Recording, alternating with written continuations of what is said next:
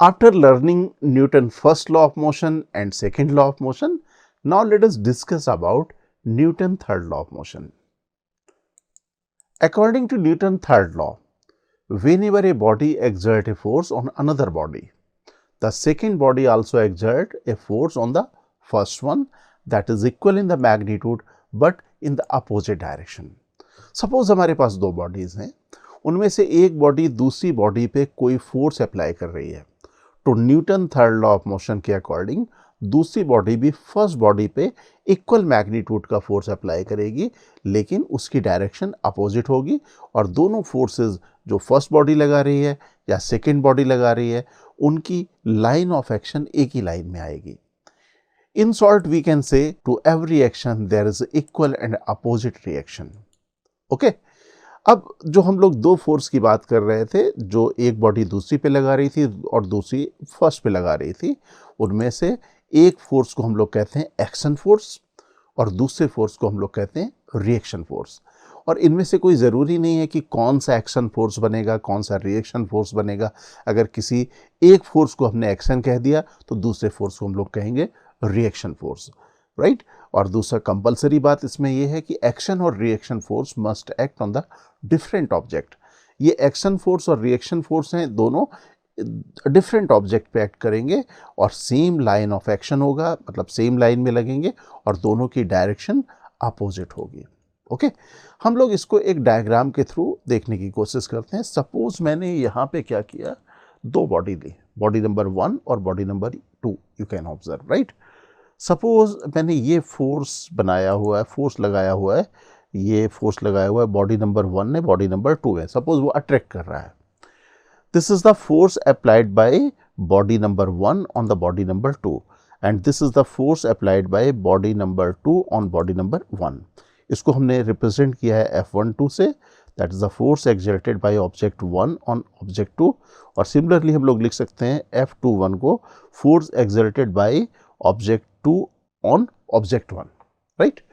अब यहाँ पे दोनों फोर्सेस आप यहाँ पे न्यूटन थर्ड लॉ के अकॉर्डिंग कहोगे कि दीज टू फोर्सेस F12 और F21 की जो मैग्नीट्यूड होगी वो इक्वल होगी, लेकिन डायग्राम के अकॉर्डिंग आप देख सकते हो यहाँ पे दोनों की वेक्टर डायरेक्शन एक दूसरे के अपोजिट होगी, राइट.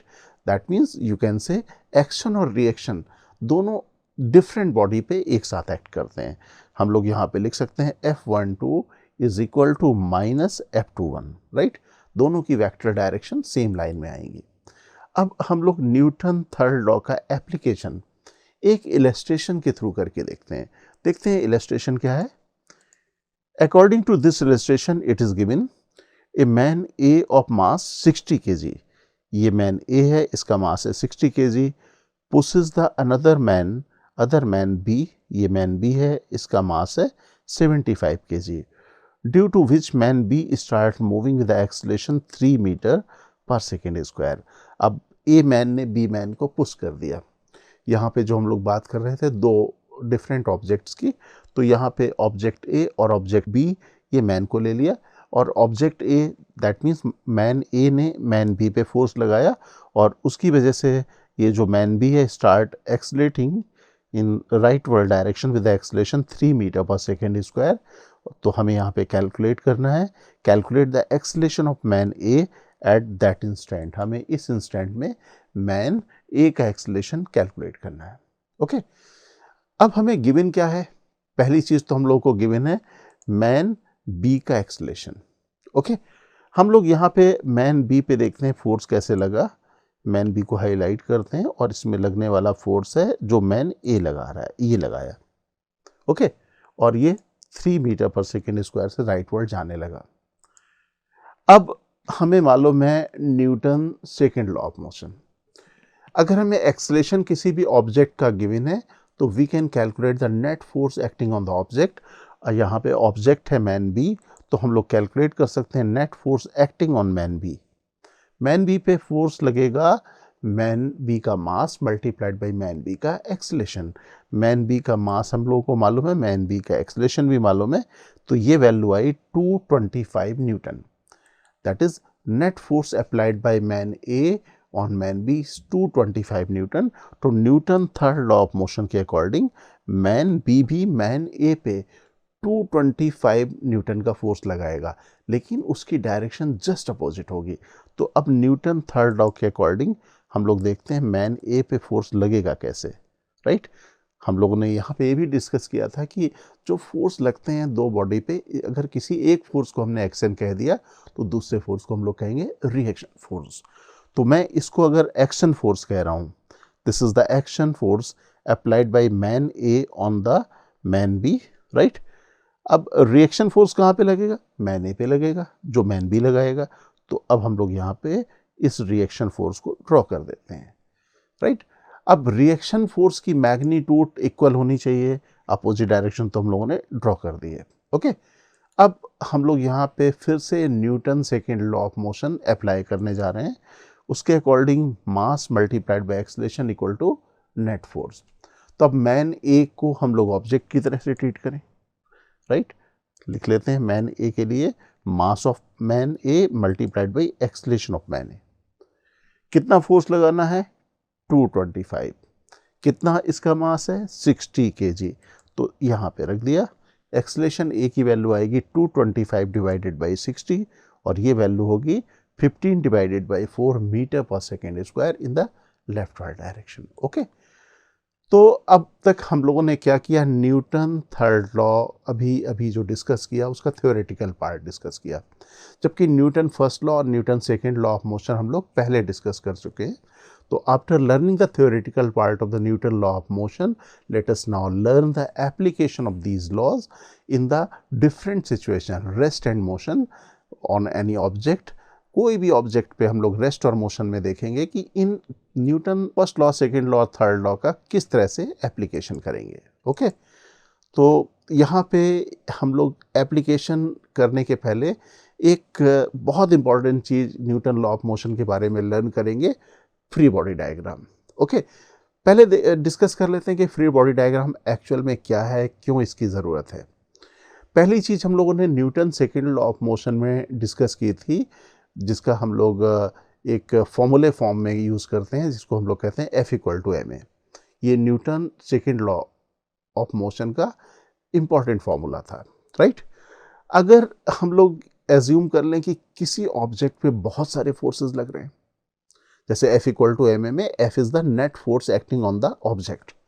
सिंगल फोर्स था तब तो कोई बात नहीं है, हम लोग F सिंगल फोर्स की तरह से ट्रीट करते थे, मास मालूम है, we can calculate the acceleration.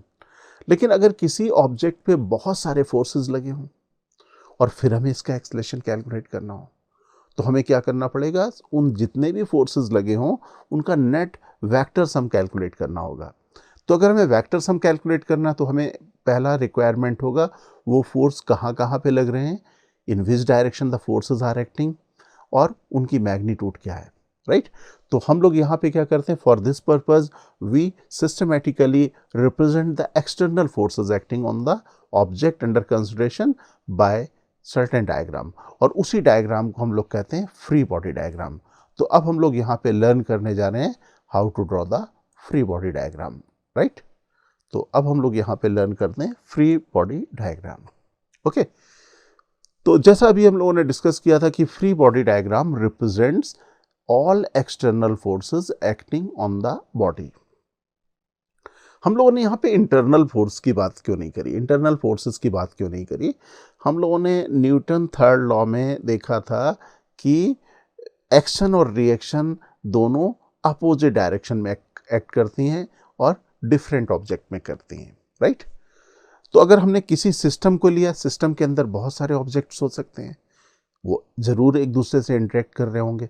तो जो इंटरेक्शन के जो फोर्स होंगे, जो हम लोग जिन्हें हम लोग इंटरनल फोर्स कहते हैं, उनकी डायरेक्शन एक दूसरे के अपोजिट होगी और उसकी मैग्नीट्यूड भी इक्वल होगी, राइट।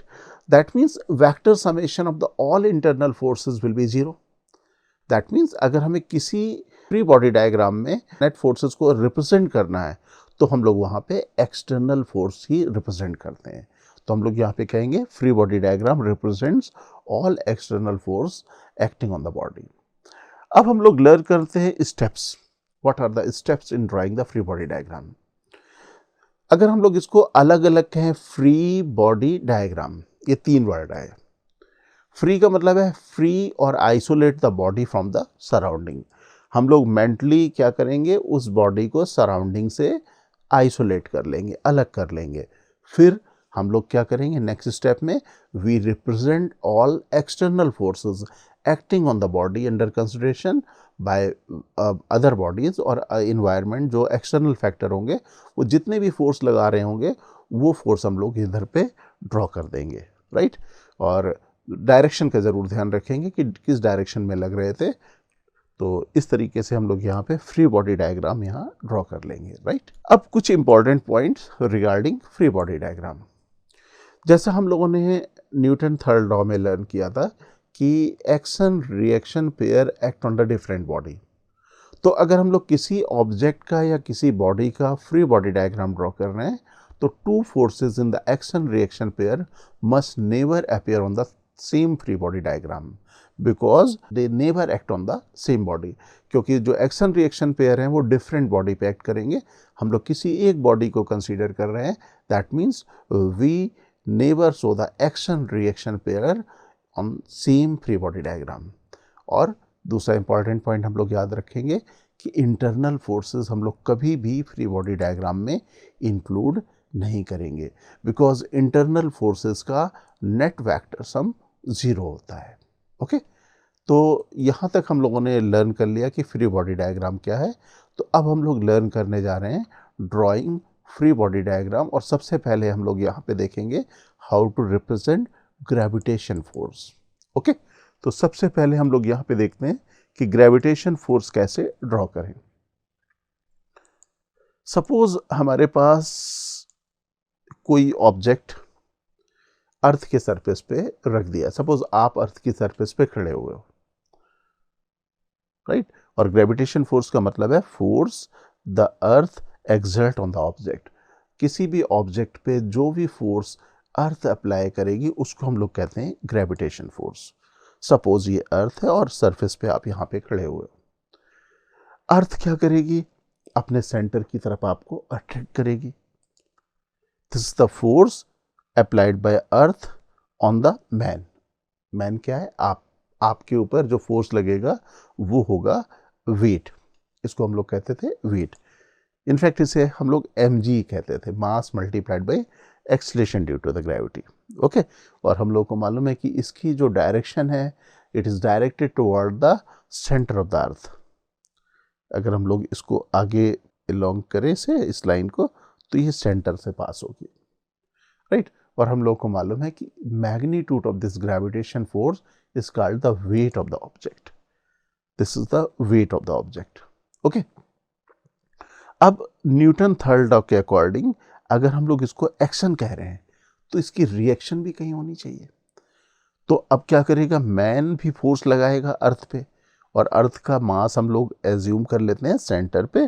तो this is the force applied by the man on the earth. Okay, अब ये जो फोर्स अर्थ ने मैन में लगाया और ये मैन ने अर्थ में लगाया, दोनों की मैग्नीट्यूड तो इक्वल होगी, लेकिन डायग्राम में देख सकते हो direction of the action reaction pair जो ये हमारे पास आ रहे हैं दोनों में अपोजिट है। ओके, लेकिन हम लोग जब कभी भी फ्री बॉडी डायग्राम में वेट को रिप्रेजेंट करेंगे तो नॉर्मली हम लोग फ्लैट सरफेस लेंगे, हॉरिजॉन्टल सरफेस लेते हैं। सपोज हमारे पास कोई कार रखी हुई है ये, तो इसका weight mg perpendicular to the horizontal surface, नीचे की तरफ हम लोग बनाएंगे। तो this is the force applied by earth on the car, right. इसको हम लोग वेट भी कहते हैं। तो वेट कभी भी अगर हमें ड्रॉ करना होगा that is always in vertical downward direction. वो एक सिचुएशन है, ये ले कार अगर ये इंक्लाइन प्लेन पे रखी हुई है, तो आप देख सकते हो यहाँ पे भी मैंने क्या किया हुआ है, ये एरो ड्रॉ किया हुआ है वर्टिकली डाउनवर्ड डायरेक्शन में, क्योंकि हम लोग ग्रेविटेशन फोर्स या weight always vertically downward direction में ड्रॉ करते हैं। अब यहाँ पे एक चीज़ और हम लोग लर्न कर लें कि कई केसेस में जब इंक्लाइन प्लेन की बात आएगी तो फोर्सेस हमें इंक्लाइन प्लेन के पैरेलल और इंक्लाइन प्लेन के परपेंडिकुलर शो करने होते हैं।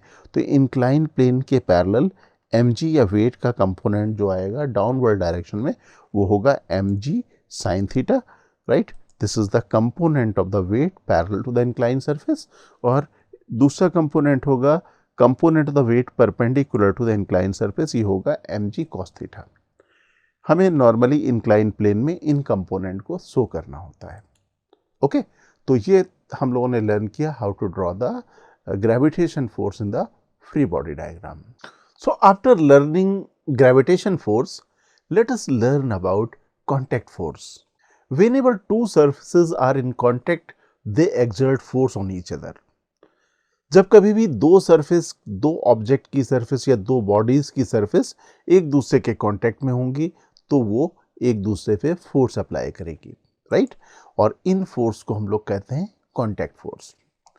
हम लोग कांटेक्ट फोर्स को एक सिचुएशन के थ्रू समझने की कोशिश करते हैं। सपोज हमारे पास एक ऑब्जेक्ट है, एक ब्लॉक है सपोज, और मैंने ग्राउंड पे रख दिया।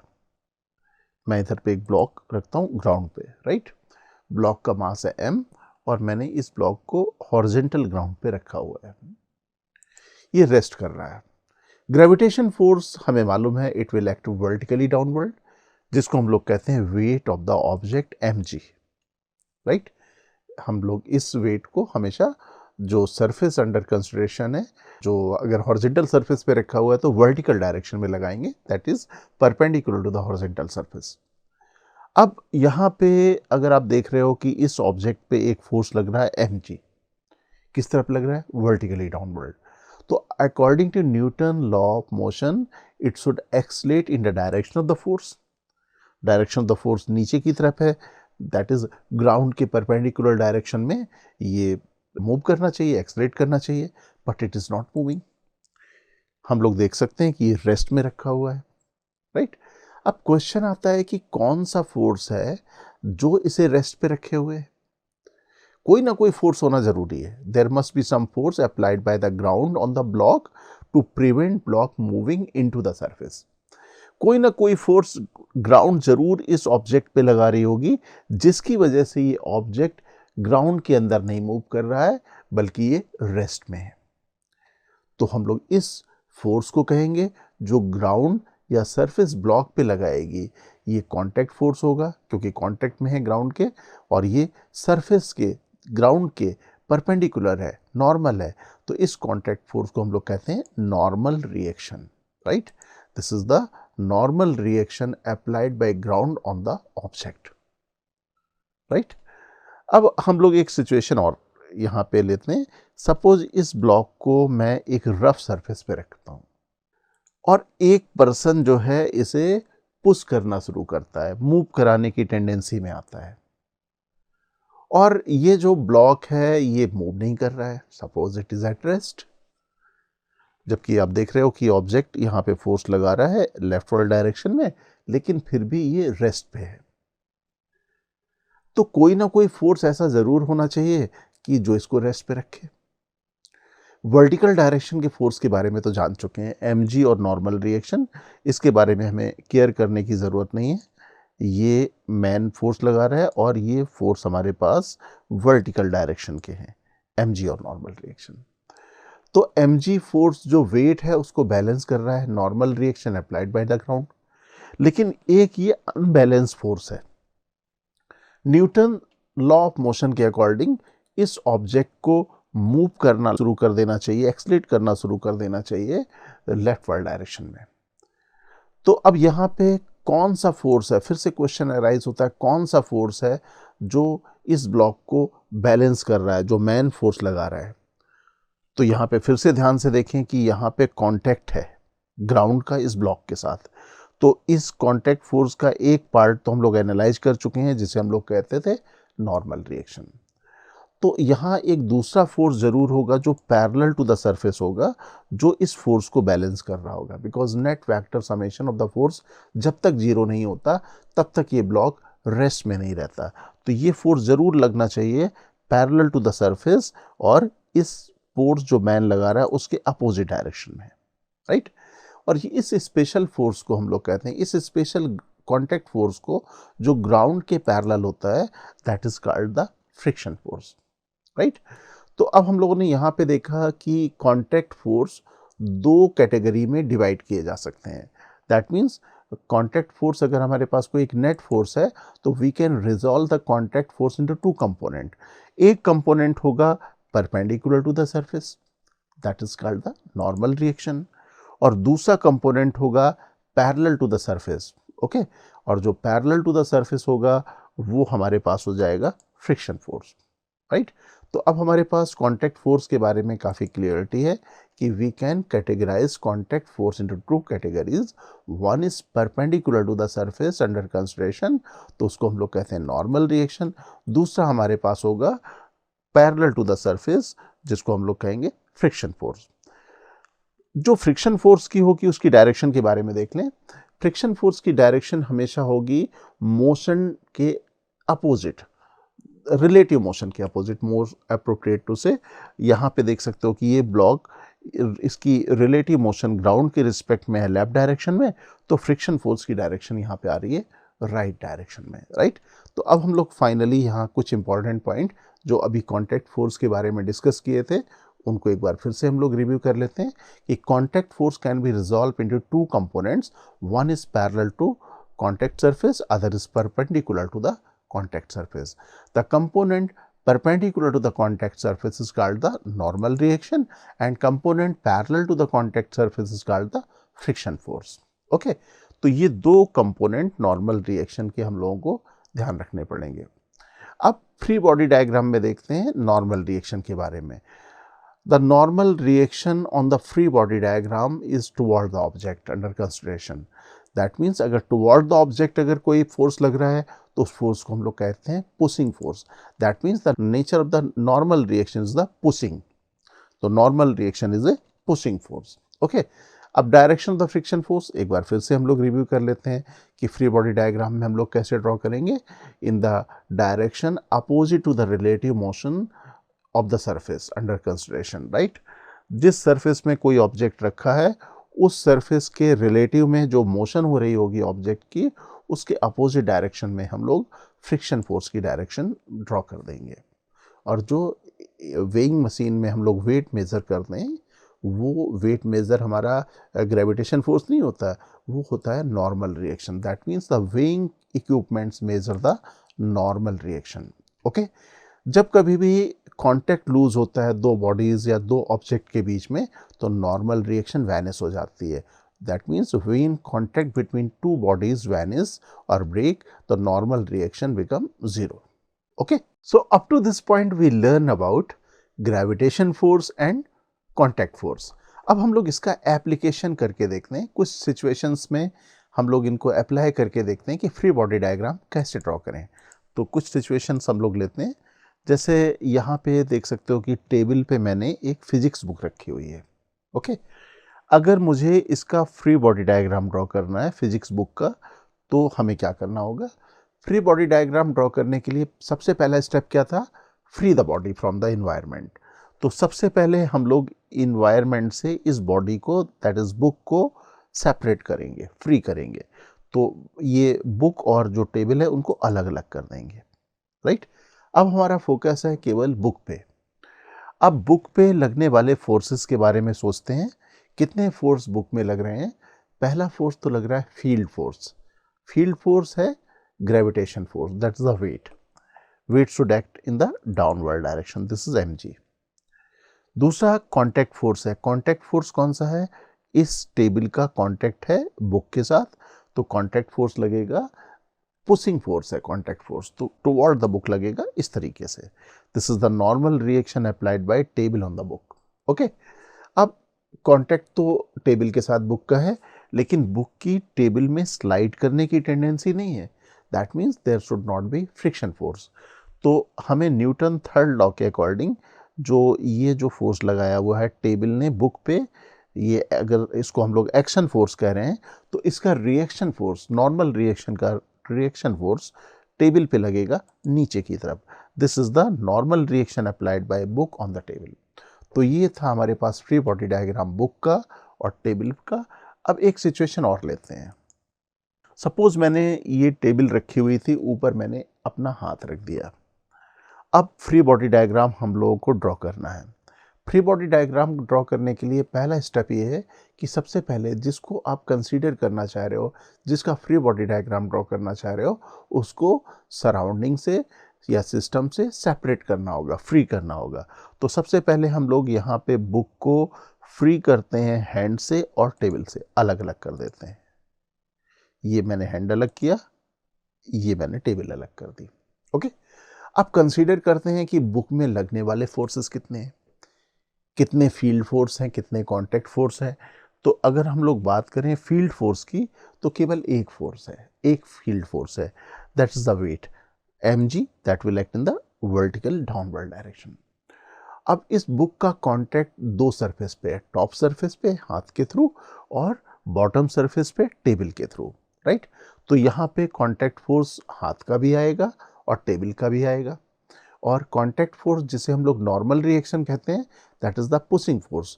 तो पुशिंग में दैट इज बुक को पुश करने की डायरेक्शन में फोर्स लगेगा। तो this is the normal reaction applied by hand on the book, right.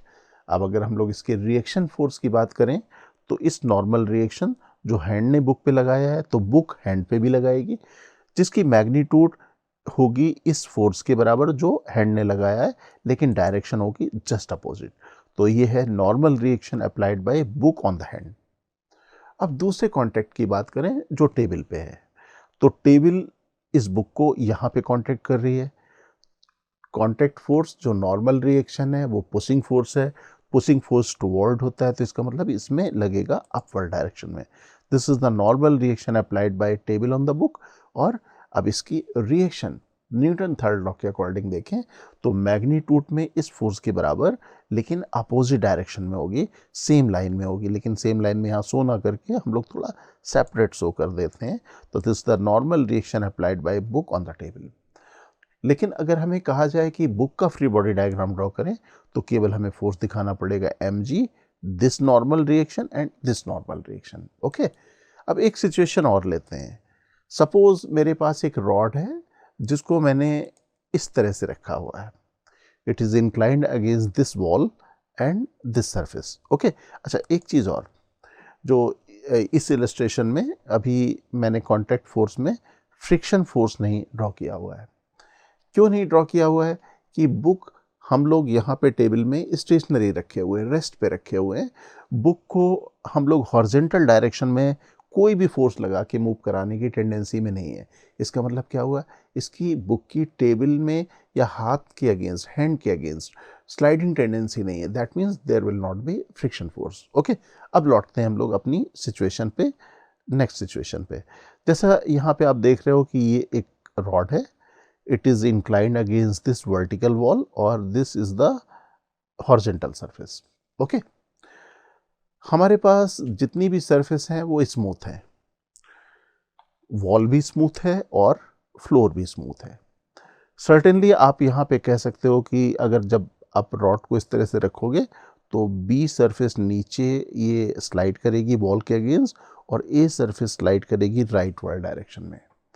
अब हमें यहाँ पे क्या करना है, फ्री बॉडी डायग्राम ड्रॉ करना है रॉड का, और हम लोग यहाँ पे नॉर्मल रिएक्शन के एक्शन रिएक्शन पेयर भी दिखलाएंगे। ओके, तो हम लोग क्या करें, इसका रॉड का फ्री बॉडी डायग्राम ड्रॉ करने के लिए पहला स्टेप रिमेंबर करें कि अगर हमें रॉड का फ्री बॉडी डायग्राम ड्रॉ करना है तो रॉड को फ्री करना पड़ेगा सिस्टम से या इन्वायरमेंट से।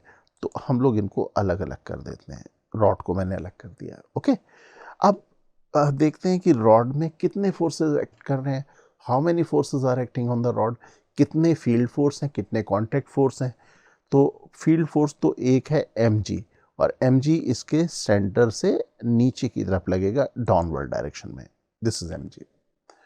कॉन्टैक्ट फोर्स हमारे पास होगा यहाँ पे वॉल का इसके साथ कॉन्टैक्ट है और फ्लोर का भी इसके साथ कॉन्टैक्ट है, तो यहाँ पे टू कॉन्टैक्ट फोर्सेस लगेंगे। Contact force is a pushing force, तो टूवर्ड द रॉड लगेंगे। ये लगा हमारे पास Na, that is the normal reaction applied by ground on the rod, और दूसरा हमारे पास normal reaction applied by this wall on the rod, this is again a pushing force. Okay, तो ये फोर्सेस हम लोगों ने ड्रॉ किए, this is the free body diagram of the rod.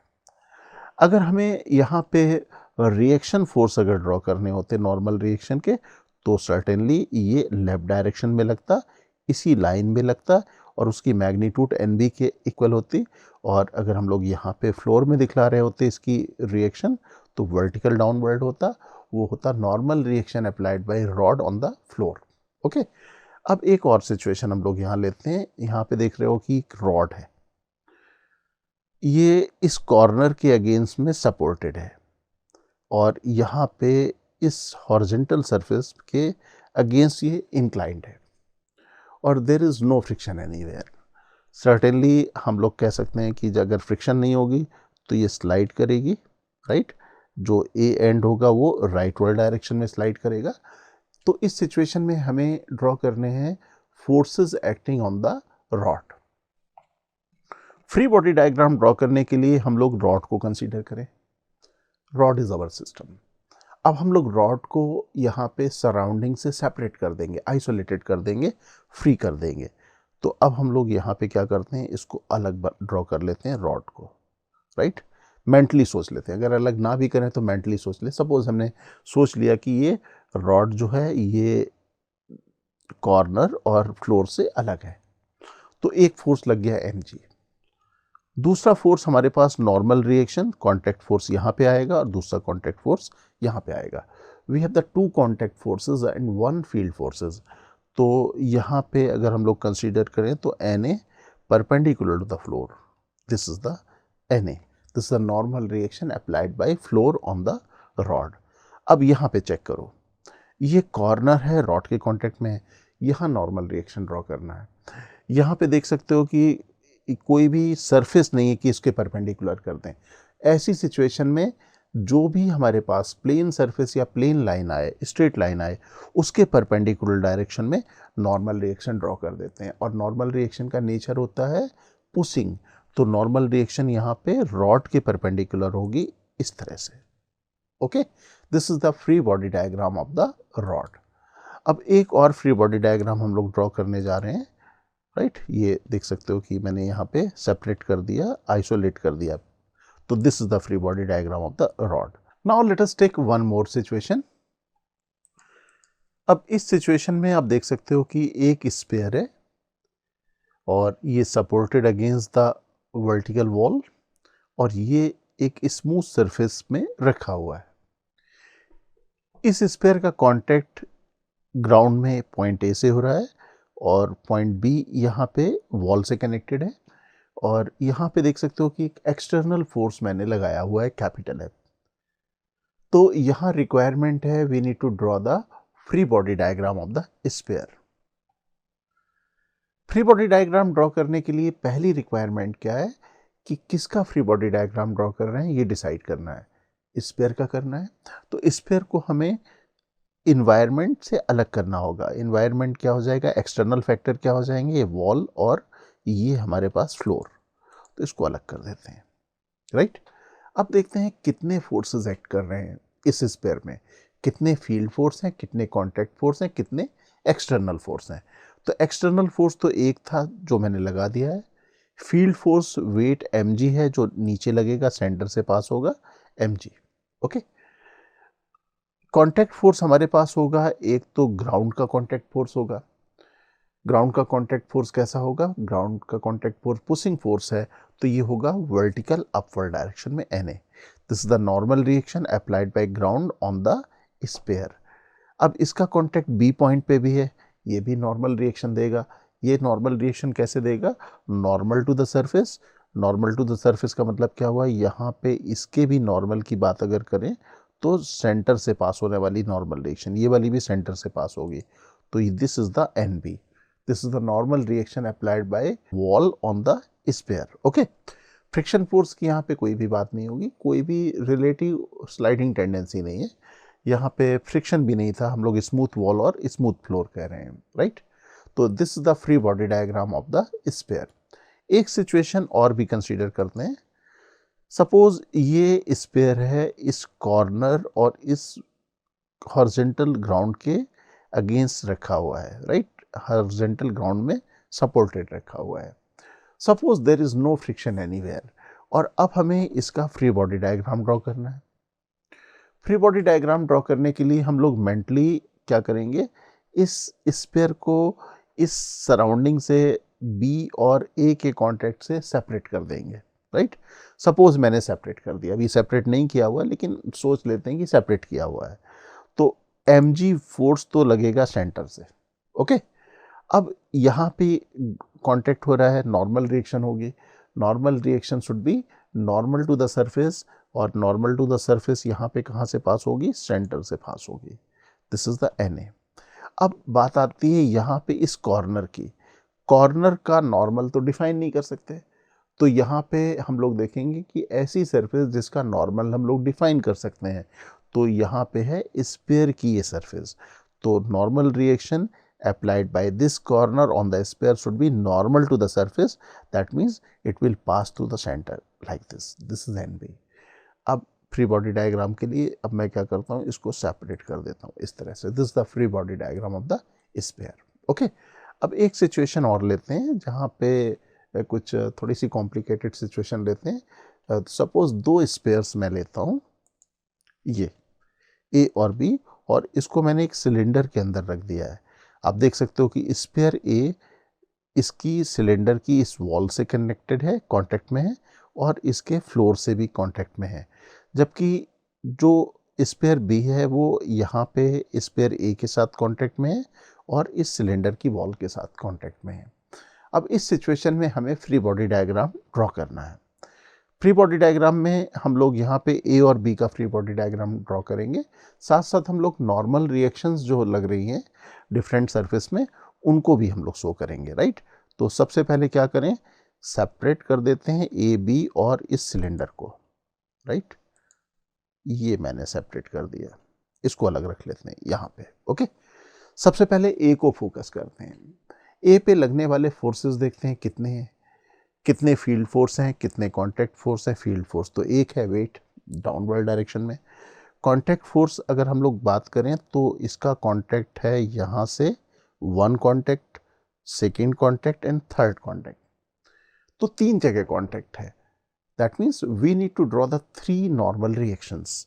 तो सबसे पहले हम लोग ए और बी के बीच की नॉर्मल रिएक्शन ड्रॉ कर दें, और ये नॉर्मल रिएक्शन जैसे नाम है normal perpendicular to the surface होता है, राइट।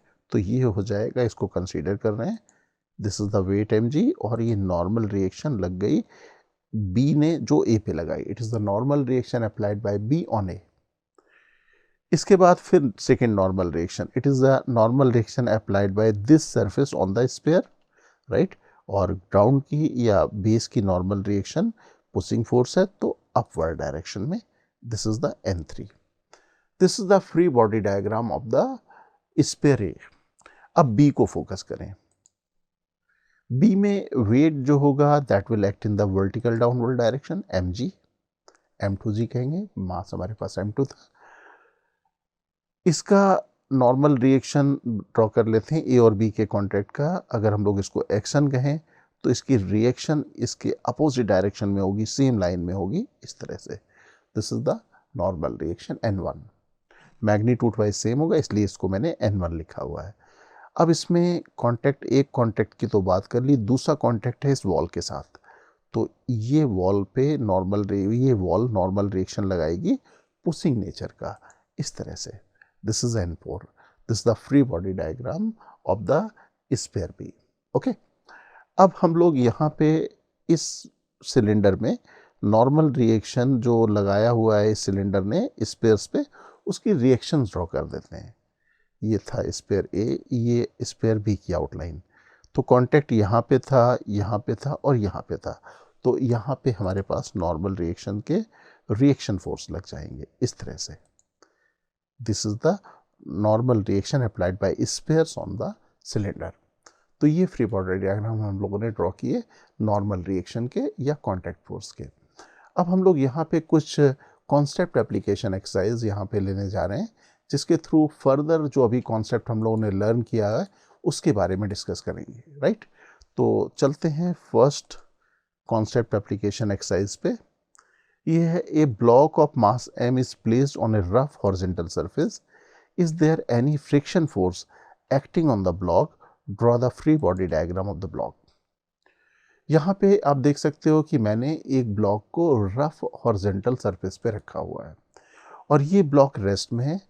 क्वेश्चन है कि क्या इस पे कोई फ्रिक्शन फोर्स लग रहा है या नहीं लग रहा है और हमें इसका फ्री बॉडी डायग्राम ड्रॉ करना है। ओके, तो सबसे पहले हम लोग यहाँ पे फर्स्ट पार्ट को एनालाइज करते हैं। फर्स्ट पार्ट है, is there any friction force acting on the block. Okay, अब फ्रिक्शन फोर्स की जब हम लोग बात करते हैं तो हमारे दिमाग में एक स्टेटमेंट जरूर आना चाहिए कि क्या उस ब्लॉक की या उस ऑब्जेक्ट की मोशन टेंडेंसी है या वो मोशन में है। अब इस ब्लॉक के बारे में बात करें तो इस ब्लॉक में हॉरिजॉन्टल डायरेक्शन में इस सरफेस के पैरेलल कोई भी फोर्स नहीं लग रहा है। In this situation, block is at rest and no external force acting on the block parallel to the surface, right? जिस सरफेस में रखा हुआ है इस सरफेस में सरफेस के पैरेलल कोई भी फोर्स नहीं लग रहा है। That means there is no motion tendency of the block. अगर मोशन टेंडेंसी ब्लॉक की नहीं है तो हम लोग सर्टेनली कह सकते हैं no friction will act on the block. That means this is the answer for the first part, there will be no friction. अब हम लोग फ्री बॉडी डायग्राम ड्रॉ करते हैं। ये है फ्री बॉडी डायग्राम। हम लोग किसका ड्रॉ करना चाह रहे हैं? ब्लॉक का ड्रॉ करना चाह रहे हैं। तो ब्लॉक को हम लोग सराउंडिंग से अलग कर देंगे। सराउंडिंग हमारे पास क्या है? ये कॉन्टैक्ट सरफेस। ओके, तो इसको थोड़ा अलग कर देते हैं, इसको अलग ड्रॉ कर लेते हैं, राइट। और हमें मालूम है कि टू फोर्सेस लग रहे हैं ब्लॉक पे। One is the gravitation force और दूसरा normal reaction applied by floor on the block. Friction force तो अभी हम लोगों ने डिस्कस कर लिया, एक्ट नहीं करेगा, राइट। तो अब हम लोग यहाँ पे इसको अलग ड्रॉ करते हैं। पहला वेट डाउनवर्ड और normal reaction applied by floor on the block that will be in the upward direction. This is N, right. Friction force नहीं ड्रॉ किया हम लोगों ने, तो ये हमारे पास आ गया free body diagram of the block. Okay, अब एक सिचुएशन और हम लोग डिस्कस करने जा रहे हैं। सपोज मैंने ये ब्लॉक स्मूथ इंक्लाइन प्लेन पे रख दिया। This is the incline plane, incline at angle theta, यहाँ पे रखा हुआ है। अब हमें यहाँ पे free body diagram of the block draw करना है और हमें एक्शन और एक्शन रिएक्शन पेयर शो करने हैं। ओके, तो हम लोग डायग्राम ड्रॉ कर रहे हैं अलग पेज में, नेक्स्ट पेज में, यहाँ पे ड्रॉ कर लिया। फ्री बॉडी डायग्राम के लिए हमें यहाँ पे इस ब्लॉक को इस सराउंडिंग से अलग करना पड़ेगा, फ्री करना होगा। तो मैंने दोनों को अलग अलग बना दिया। अब इस ब्लॉक पे लगने वाले फोर्सेस की बात करें तो ब्लॉक में लगने वाला फोर्स होगा, पहला फोर्स होगा फील्ड फोर्स जो होगा weight mg, that will act in the vertical downward direction. दूसरा हमारे पास होगा कांटेक्ट फोर्स, क्योंकि इसका कांटेक्ट है स्मूथ सरफेस से, तो contact force normal reaction nature का होगा because there is no friction. तो इन फोर्सेस को हम लोग ड्रॉ कर लेते हैं mg, राइट। एक चीज और कि इंक्लाइन प्लेन के केस में हम लोगों ने डिस्कस किया था, क्योंकि हम लोगों को सिचुएशन एनालाइज करनी होती है parallel to the incline surface and perpendicular to the incline surface. क्योंकि नॉर्मल डायरेक्शन में तो इस ब्लॉक का कोई मोशन नहीं होगा, लेकिन parallel to the surface direction में मोशन होगा। तो बेहतर होगा कि हम लोग mg का component parallel to the incline surface कर लें, तो फिर हमें perpendicular to the incline surface भी करना पड़ जाएगा। तो ये हो गया mg साइन थीटा और ये हो गया mg कॉस थीटा। अब हम लोग नॉर्मल रिएक्शन ड्रॉ कर लें। नॉर्मल रिएक्शन पुशिंग नेचर का है, तो normal reaction applied by this inclined surface on the block will be toward the block and perpendicular to the surface. This is N. Okay, तो ये हमारे पास आ गया है free body diagram of the block और ये हमारे पास आ गया reaction force of the normal reaction applied by block on the surface, और ये बनाएंगे हमारे पास एक्शन रिएक्शन पेयर, राइट। और ये मेरे पास है फ्री बॉडी डायग्राम। अब इस फ्री बॉडी डायग्राम से क्लियर है कि ये स्लाइड करेगा और इस parallel to the incline surface में नेट फोर्स होगा mg साइन थीटा। तो अगर हम लोग इसका एक्सेलेरेशन कैलकुलेट करेंगे तो net force divided by mass that will be g sine theta will be the acceleration of the block, right. और अगर नॉर्मल रिएक्शन की बात करें कि कितनी होगी नॉर्मल रिएक्शन, तो यहाँ से हमारे पास क्लियर है कि इंक्लाइन सरफेस के परपेंडिकुलर डायरेक्शन में block is not moving, that means there should not be net force acting in the direction perpendicular to the incline surface. इसका मतलब क्या हुआ कि perpendicular to the incline surface में नेट फोर्स जीरो होंगे, और ऐसा करने के लिए n should be equal to mg cos theta. Okay, तो ये था हमारे पास free body diagram of the block on the incline surface जो स्मूथ है। अब हम लोग इसी ब्लॉक को रखते हैं रफ सरफेस पे और रेस्ट में है। It is given the block is at rest. अब क्वेश्चन है is there any friction force acting on the block, पहला क्वेश्चन है। और सेकेंड क्वेश्चन है draw the free body diagram of the block and represent the action reaction pair. Okay, तो सबसे पहले हम लोग फर्स्ट पार्ट का आंसर करते हैं। फर्स्ट पार्ट का आंसर क्वेश्चन पहले देख लेते हैं क्या है। क्वेश्चन है is there any friction force acting on the block, right. ये क्वेश्चन है फर्स्ट पार्ट का। इस सिचुएशन को एनालाइज करने के लिए हम लोग यहाँ पे देख लें क्या क्या हो क्या रहा है, कौन कौन से फोर्सेस यहाँ पे लग रहे हैं। ब्लॉक रेस्ट में है, राइट। साथ साथ हम लोग को ये मालूम है कि यहाँ पे ग्रेविटी के फोर्स के दो कंपोनेंट एक्ट कर रहे हैं। One is parallel to the incline surface, perpendicular to the incline surface. Perpendicular to the incline surface तो इसके मोशन की कोई भी पॉसिबिलिटी नहीं है बिकॉज ये एक रिजिड सरफेस है। Parallel to the incline surface में एक नेट फोर्स आ गया। That means there should be motion tendency of the block in the downward direction.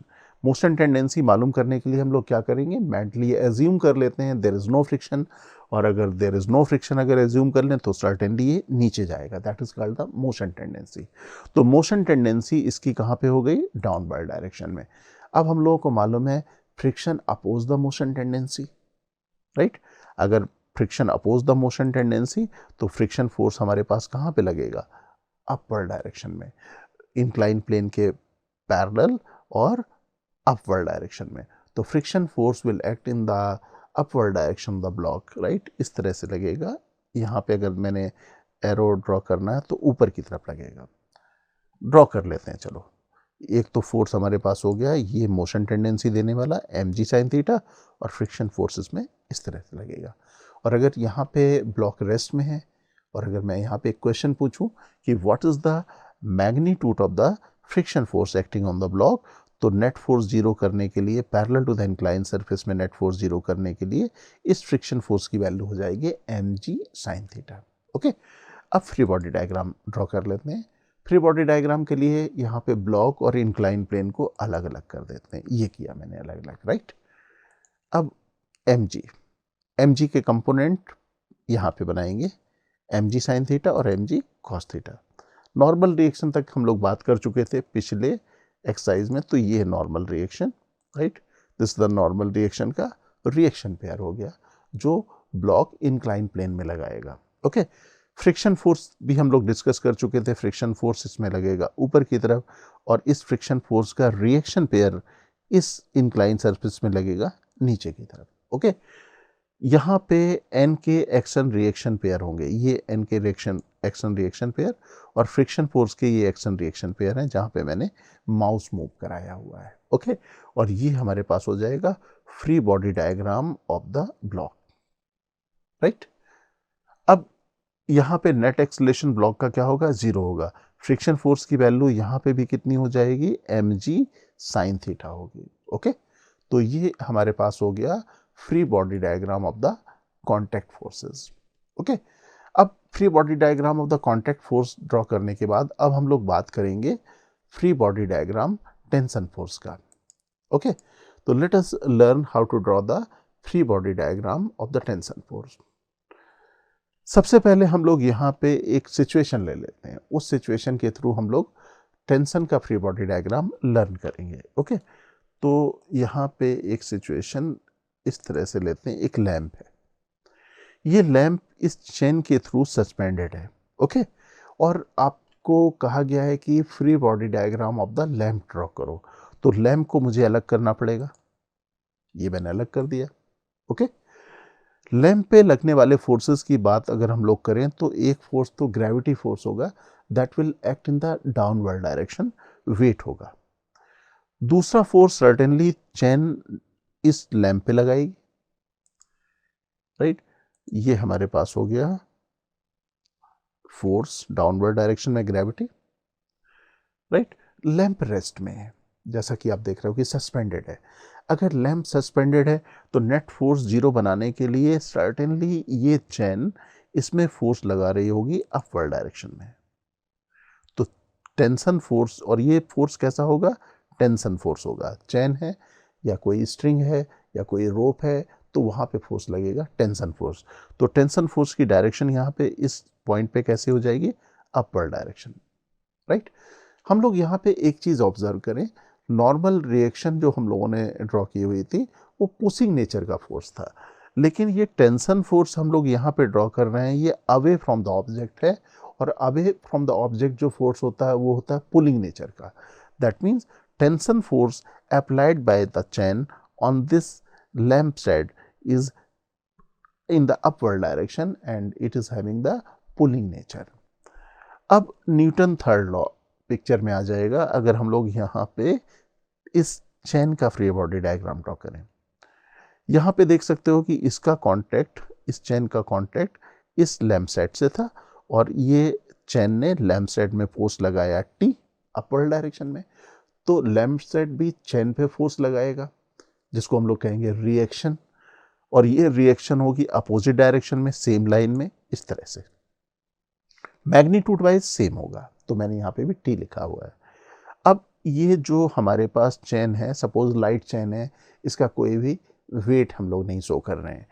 अब ये चेन रेस्ट में है, इक्विलिब्रियम में है, तो यहाँ पे इस पॉइंट में अपवर्ड डायरेक्शन में फोर्स होना चाहिए, तभी ये रेस्ट में आएगी, और इसकी मैग्नीट्यूड भी टी होनी चाहिए, राइट। अब ये वाला फोर्स क्या हो जाएगा, force applied by this roof on the chain. तो न्यूटन थर्ड लॉ के अकॉर्डिंग यहां पे चेन भी रूफ को नीचे की तरफ पुल करेगी, राइट। तो आप यहां पे कहीं पे भी आप देख रहे हो जो टेंशन फोर्स है वो पुलिंग नेचर का है। जब मैंने टेंशन फोर्स ड्रॉ किया इस लैंप साइड में तो पुलिंग नेचर का ये आया away from the lamp side. जब मैंने चेन के इस पॉइंट में ड्रॉ किया तो पुलिंग नेचर का आया away from the chain and. यहाँ पे मैंने ड्रॉ किया तो away from the chain and, और यहाँ पे भी मैंने रूप में ड्रॉ किया तो अवे फ्रॉम द रूप आया। इसका मतलब क्या हुआ कि ये जितना भी टेंशन फोर्स हम लोगों ने ड्रॉ किया हुआ है वो away from the point of application है, राइट। और तभी हम लोग कहते हैं कि tension force is a pulling force. अब यहाँ पे एक सिचुएशन और हम लोग लेते हैं। सपोज मैंने यहाँ पे एक ब्लॉक लिया और ब्लॉक को मैंने यहाँ से कनेक्टेड कर दिया एक रोप के थ्रू, लाइट रोप के थ्रू, और इसको मैंने पुल करना शुरू किया, राइट। और अब यहाँ पे इस ब्लॉक पे मुझे फोर्सेस दिखलाने, शो करने हैं। सपोज ये जो ब्लॉक है स्लाइड कर रहा है स्मूथ हॉरिजॉन्टल सरफेस पे, तो मैं यहाँ पे फ्री बॉडी डायग्राम ब्लॉक और मैन का ड्रॉ करने जा रहा हूँ। Suppose there is no friction anywhere. Block में लगने वाले फोर्सेस के बारे में बात करें, पहला फोर्स तो नो डाउट ग्रेविटेशन फोर्स होगा, और ग्रेविटेशन फोर्स लगेगा डाउनवर्ड डायरेक्शन में, राइट, इस तरह से Fg। Normal reaction applied by floor on the block will be in the upward direction because normal reaction is a pushing force, तो pushing force होगा toward the object. Tension force अब हमें draw करना है। Tension force हम लोग किस nature का कहते हैं, पुलिंग नेचर का होता है, तो पुलिंग नेचर इसको पुल करता हुआ that is away from the block, ये हो गया, राइट। अब मैन की बात करें तो मैन पे जो फोर्स सबसे पहले जो हमें समझ में आता है वो ग्रेविटेशन फोर्स है, और ग्रेविटेशन फोर्स एक्ट करेगा वर्टिकल डाउनवर्ड डायरेक्शन में। Normal reaction applied by ground on the man will be in the upward direction. अब ये जो टेंशन फोर्स होगा ये हम लोग कह रहे हैं it is a pulling nature, तो अवे फ्रॉम द मैन होगा, या आप कह सकते हो कि इसकी रिएक्शन फोर्स होगी इस तरह से। This is the tension force, okay. अब एक सिचुएशन और लेते हैं। सपोज ये सिचुएशन है, ये स्लेज है और इस स्लेज से एक मैंने रोप को कनेक्ट किया हुआ, और ये मैन जो है इस स्लेज को पुल करता हुआ जा रहा है। अब हमें यहाँ पे टेंशन फोर्स शो करना है। ग्रेविटेशन, नॉर्मल रिएक्शन तो हम लोग अभी लर्न कर चुके हैं, तो टेंशन फोर्स अगर हम लोग शो करना चाहें इस स्लेज पे और मैन पे तो दोनों को अलग कर दिया।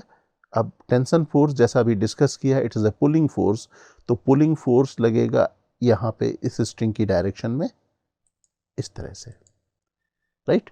एक चीज़ और याद रखने की है कि जो हमारे पास टेंशन फोर्स ड्रॉ करना होगा वो स्ट्रिंग की या रोप की डायरेक्शन में ही लगाना होगा। तो ये मैंने टेंशन फोर्स लगाया पुलिंग, और यहाँ पे मैन पे पुलिंग फोर्स इस तरह से लगेगा।